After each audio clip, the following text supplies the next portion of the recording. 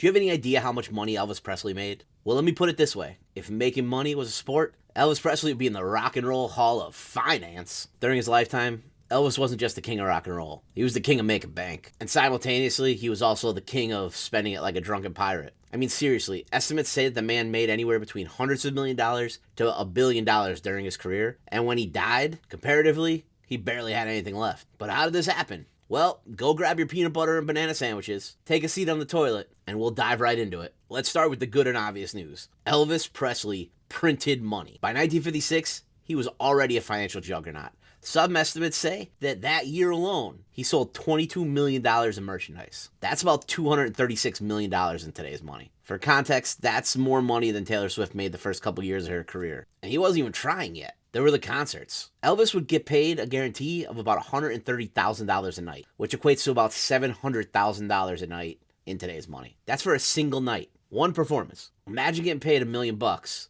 to shake your hips and sometimes forget the words to Hound Dog. But wait, there's more. Let's start with the movies. Between 1956 and 1969, Elvis made 31 movies. His salary? $1,000,000 a film, which today would be about $8,000,000 a movie. If he was around today, that would put him in the same category as guys like Tom Cruise and Leonardo DiCaprio. That's $31 million for whatever you want to call his acting. Today, that would be over $250 million for that subpar acting career. Most of his movies just required him to sing a little bit, wear some sunglasses, and have perfect hair. Elvis made $250,000 per album in royalties. That's over $1.3 million adjusted for inflation. Dude could just drop a random Christmas album and walk away with millions in the 70s. Now let's talk about the bad news. Elvis didn't just spend money. The dude obliterated it. First, there were the cars. The man loved Cadillacs. Not just for himself. Friends, family, random people on the street. You're getting a Cadillac and you're getting a Cadillac. Everybody was getting Cadillacs. If you hung around the dude long enough, you ended up with a Cadillac. At one point, he bought 100 Cadillacs in a single year. The owner of that car dealership must have been having a fever dream and then retired immediately after. Then there was his beloved Graceland. In 1957, Elvis bought Graceland for about $100,000, which is about $1,000,000 today. But buying it was just the beginning. By the 70s, keeping up Graceland was costing him about $500,000 a year, give or take. That's like $2 million a year right now. Why so expensive? Well, there were taxes and upkeep. And then once he died, his grave's there. So they needed 24-hour security. You know, the guy was spending money even after he was dead. That's a hell of an expensive tombstone, though. Now let's talk about that scumbag, Colonel Tom Parker. Elvis's manager was the number one reason that he had so little money. Most managers take 10 to 20%. That's normal. The Colonel, he was taking 50%.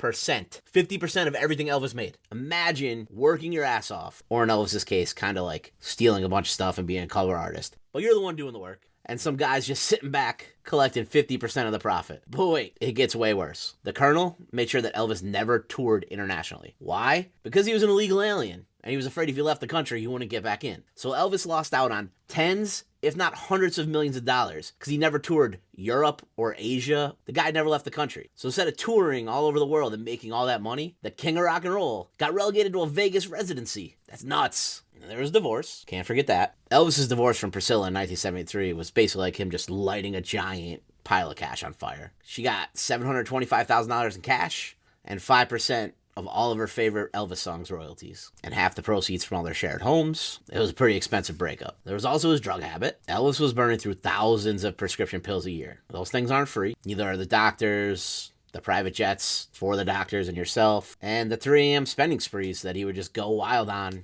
when he get all messed up on pills. By the time he died in 1977, he only had $5 million left. It's like $24 million in today's money, which is a lot of money, but nothing compared to somebody who maybe generated $1 billion. To put in perspective, Kim Kardashian probably makes more than that a month for just posting on Instagram for advertisers. But just you wait, there's a plot twist.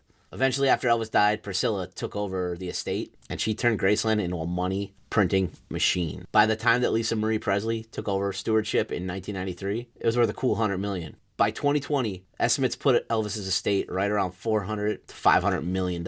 Today, Elvis is ranked as one of the top earning celebrities, only ever coming in second to Michael Jackson. 2023 alone, his estate made $100 million.